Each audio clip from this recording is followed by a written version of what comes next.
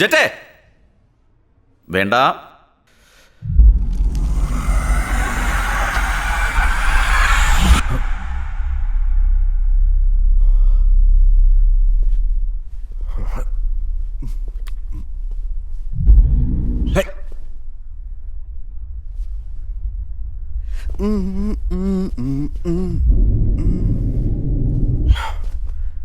എന്തിനാടാ നീ എന്നെ ഇങ്ങനെയിട്ട് കുരങ്ങ് കളിപ്പിക്കുന്നേ?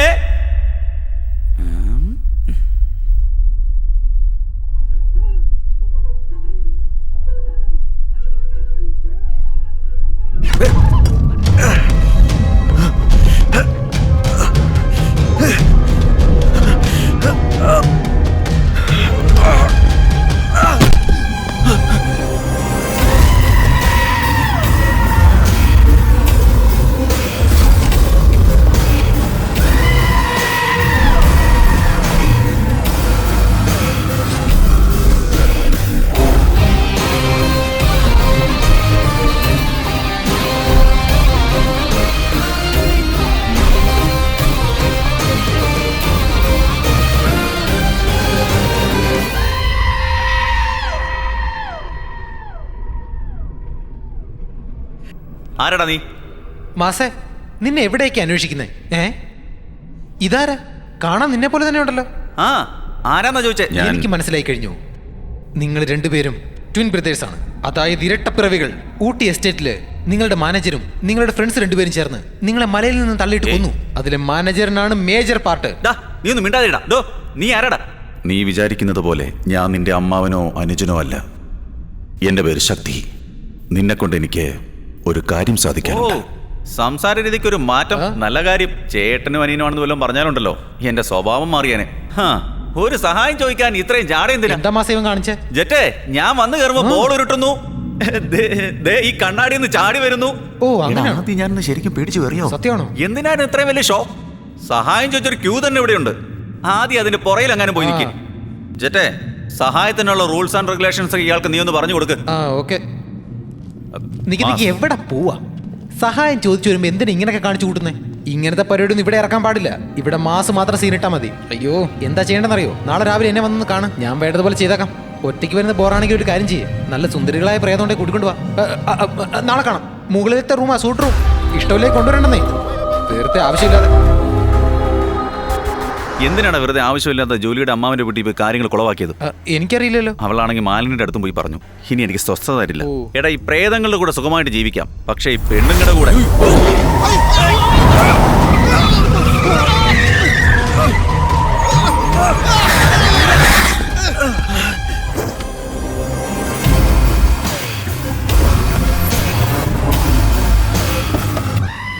തോന്നിയ ദിവസം കാണിക്കുന്നോളാം. ഇപ്പൊ ചത്തു പറഞ്ഞാലേ.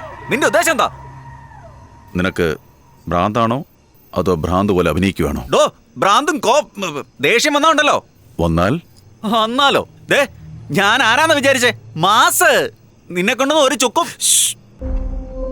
ഈശ്വരൻ നിനക്ക് പ്രേതങ്ങളെ കാണുവാനുള്ള എത്ര വലിയ ഭാഗ്യമാ തന്നിരിക്കുന്നേ. അതിനെങ്ങനെയാ പെരുമാറുന്നേ?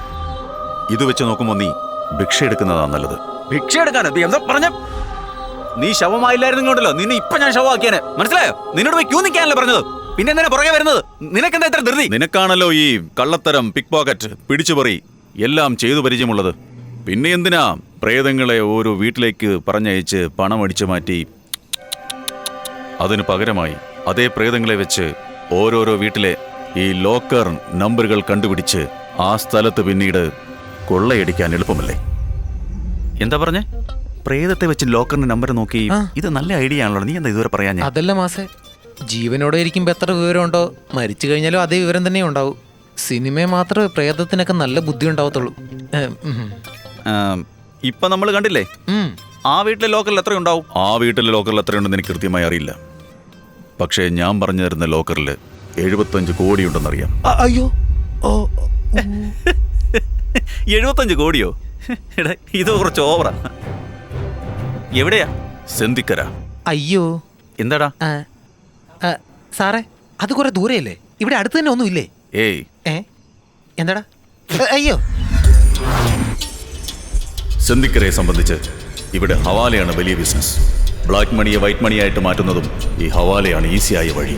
പോലീസ്, പൊളിറ്റീഷ്യൻ, ഗവൺമെന്റ് എല്ലാവർക്കും ഇവിടെ എന്താ നടക്കുന്നതെന്നറിയാം. പക്ഷേ ആരും ഒന്നും ചെയ്യാറില്ല. എന്തെന്ന് വെച്ചാൽ അവരുടെ ബ്ലാക്ക് മണിയെ വൈറ്റ് മണി ആക്കണമെങ്കിൽ ഇവിടെ തീർച്ചയായും വരേണ്ടതുണ്ട്. ഇവനാണ് ആന്റണി, ഈ നാട്ടിലെ ഹവാല കിങ്. ഇയാൾ അറിയാതെ ഈ നാട്ടിലെ ഹവാല ഇടപാടിൽ 1 രൂപ പോലും പുറത്തു പോകാറില്ല. അതുപോലെ ഉള്ളിലും വരില്ല. ഇവന് ഹവാല ഇടപാടിൽ കിട്ടുന്ന കമ്മീഷൻ മാത്രം കയ്യിലെണ്ണാൻ പറ്റാത്ത കോടികളാണ്. ഇതാണ് അയാളുടെ ഫ്രൂട്ട് സ്റ്റോറേജ് ഫാക്ടറി. ഹവാല ഇടപാടിൽ അയാൾക്ക് ലഭിക്കുന്ന പണമെല്ലാം ഇവിടെയാണ് ഒളിച്ചു വെക്കുന്നത്. ഈ പണമാണ് നമ്മളിപ്പോൾ കൊള്ളയടിക്കാൻ പോകുന്നത്. സാറേ പണം ഇവിടെ ആണോ അതോ വേറെ സ്ഥലത്താണോ? എവിടെയാ കൊണ്ടുപോകുന്നേ? ആർക്ക് എത്ര മണിക്കാണ് പുറപ്പെടുന്നത്? സാർ 11:30-ക്കാണ്. ഏത് ഫ്ലൈറ്റാ? ലുഫ്താൻ എയർലൈൻസ്. ആ ഓക്കെ ഓക്കെ. ഓ അയ്യോ ദൈവമേ, സാറേ സാറേ കാശ്, അയ്യോ ദൈവമേ എടുക്കാനും പറ്റുന്നില്ലല്ലോ. അയ്യോ അയ്യോ സാറേ, ഞങ്ങൾ ചാവുന്നതിന് മുമ്പ് സാറ് വരണ്ടായിരുന്നോ? എന്റെ ദൈവമേ, ഇത്രയും കാശ് ഞാൻ ആദ്യമായിട്ട് കാണുമോ? ദൈവമേ സാറേ, സാർ ദൈവമാ സാറേ, ദൈവം ഞങ്ങളുടെ ദൈവമാ. എടാ കോടിക്കണക്കിന് കാശ് അവിടെ ഉള്ളത്. അളിയ, നീ പറയും സത്യമാണോ? ഒന്ന് പോടാ നീ. മരിച്ചു തോർത്തിട്ട് എനിക്ക് ഇന്നാ വിഷമാകുന്നേ. ഒരുപാട് പണം ഉണ്ടടാ. പക്ഷെ എന്താ എന്നെ കൊണ്ട് തൊടാൻ പറ്റില്ല. അത് മൊത്തത്തിൽ അടിച്ചെടുത്ത് ഗൾഫിൽ പോയി സെറ്റിൽ ആവും. എന്താ മുഴുവൻ കാശ് നിങ്ങൾക്കുള്ളതല്ല. എനിക്ക് 50, നിങ്ങൾക്കും 50. ആ അത് മതി സാറേ. പണം കയ്യിൽ കിട്ടിക്കഴിഞ്ഞാലുടൻ എന്റെ ആഗ്രഹം നീ ആദ്യം സാധിച്ചു തരണം. എന്താ സാറേ, എന്തെല്ലാം ചെയ്തിരിക്കുന്നു, ഇനി ഇത് മാത്രമായിട്ട് ചെയ്യാതിരിക്കുവോ? അല്ലടാ, അത് തന്നെ. ഈ കാശ് എങ്ങനെ അടിച്ചു മാറ്റുമെന്ന് പറഞ്ഞാ പോയേക്കാം.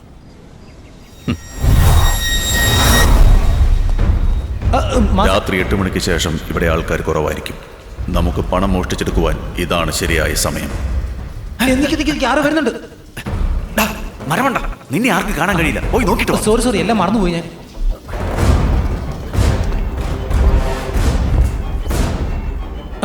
വാ വാ വാ. നിക്ക് പോ. മാസ് ഇവിടെ നിൽക്കും. എന്തിന്? ജെറ്റ് ആ? കൂടെ വരും. ശരി മാസേ 50-50 ആരോട് ഇങ്ങനെ ഡീൽ ഉണ്ടാക്കിയത്? ആരടാ കൊടുക്കാൻ പോകുന്നത്? ഏ? കാശ് കൈ കിട്ടട്ടെ. ആ? അടിയോടെ ഞാനങ്ങ് ആ, കൊണ്ടുപോകും. അത് കൊള്ളാം. ഏതെങ്കിലും എന്തിനാണ് 50%? ആരോ വരുന്നുണ്ട്. ഒളിക്ക്. മനസ്സിലായില്ലേ? ഞാനുള്ളപ്പോൾ നീ ഒന്നും പേടിക്കണ്ട. ഓക്കെ, ഞാൻ പറയാം. ബൈ. നീ ജീവിച്ചിരുന്നെങ്കിലല്ലേ.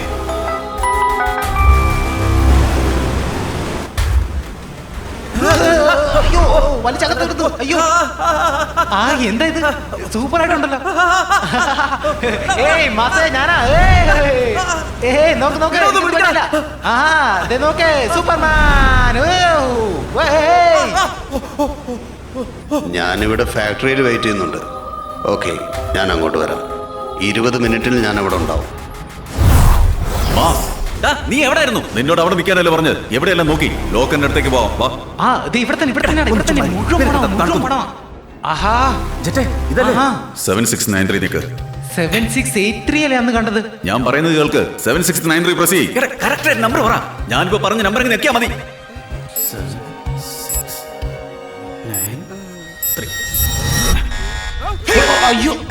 അയ്യോ ദൈവമേ, അലാറം അടിക്കുന്നു. What's wrong? നിർത്ത്.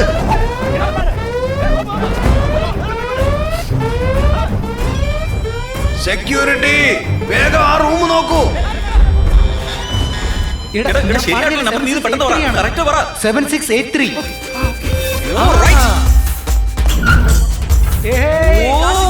മുടിഞ്ഞ പണം. എടാ ഇതെല്ലാം നമുക്കുള്ളതാ. എന്റെ പൊന്നെ. വാരിക്കോ ഇതെല്ലാം പോലീസിലാക്കി രക്ഷപ്പെടാം. മാസ് നിർത്ത്. നമുക്ക് ഇവിടുന്ന് ഉടനെ പോണം. എന്താ നിങ്ങൾ തെറ്റ് നമ്പർ പറഞ്ഞ് ഓടിക്കളഞ്ഞേ? ധൃതിയിൽ എനിക്ക് നമ്പർ മാറിപ്പോയതാ. ആൾക്കാർ വരുന്നുണ്ട്. പണം ഇട്ടിട്ടും വേഗം രക്ഷപ്പെടാൻ നോക്ക്. അങ്ങനെ ഇങ്ങോട്ട് പോയാലോ? ഞാനിതെല്ലാം എടുത്തിട്ട് വെളിയിലോട്ട് വരത്തുള്ളൂ. ഇതാ അവരോട് എത്തിക്കഴിഞ്ഞു. പറ്റുമോ?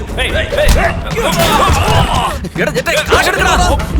എടാ കാശിലേക്ക് നമുക്ക് ഗൾഫിൽ പോകാൻ പറ്റില്ല. കാശെടുക്കണം. കാശെടുക്ക. പിന്നെ എടുക്കാം, വേഗം വാ. ഓടിക്കോ.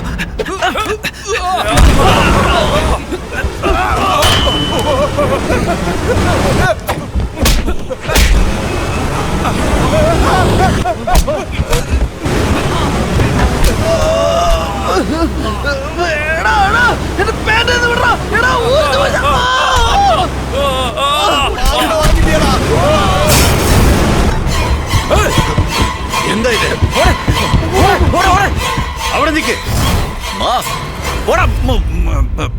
എല്ലാം പോയി, എല്ലാം പറന്നു പോയി. അത് നമ്മുടെ പണം എവിടെയും പോകില്ല, തിരിച്ചു വന്നിട്ട് എടുക്കാം. ഇപ്പൊ നിന്റെ ജീവനാണ് പ്രധാനം. മാസ്, ആദ്യം പുറത്തേക്ക് വാ. ചാൻസ് പോയി. ഒരു ശപിക്കപ്പെട്ട എന്തെല്ലാം ആഗ്രഹങ്ങളായിരുന്നു എന്റെ മനസ്സിൽ.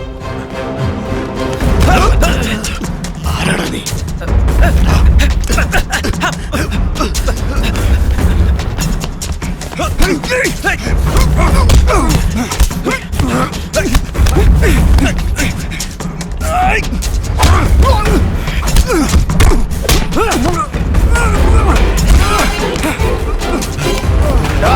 നിക്കടാ. മാസ്, എന്താടാ ഈ കാർ എടുത്തോണ്ട് പോ. നിനക്കിട്ട് ഞാൻ വെച്ചിട്ടുണ്ടാ. ജെറ്റേ, അവൻ നമുക്ക് പണി തന്ന കണ്ടോ? ഇവനൊക്കെ വീണ്ടും വരണം. അതാ വേണ്ട.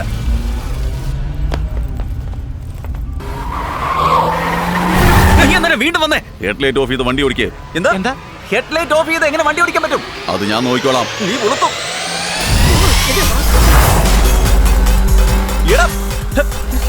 ഒന്നും മനസ്സിലാവുന്നില്ല. എങ്ങനെയാ പുറത്തേക്ക് നേരെ പോ.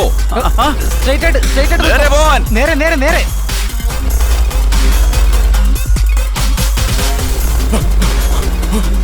റൈറ്റില് പോ. റൈറ്റിലോട്ട് തിരിയണം. ലെഫ്റ്റ്. ലെഫ്റ്റ്.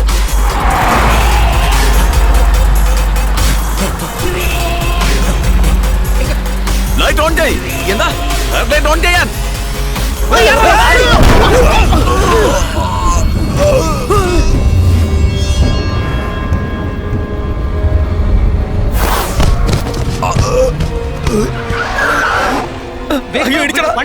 വണ്ടി ചത്തുപോയി. വേഗം എന്നാ ഇത്?